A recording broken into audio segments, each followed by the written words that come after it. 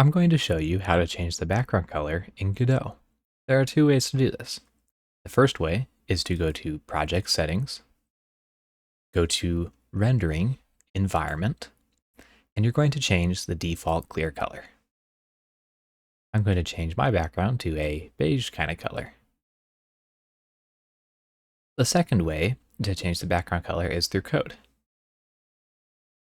This is the line of code that you'll want.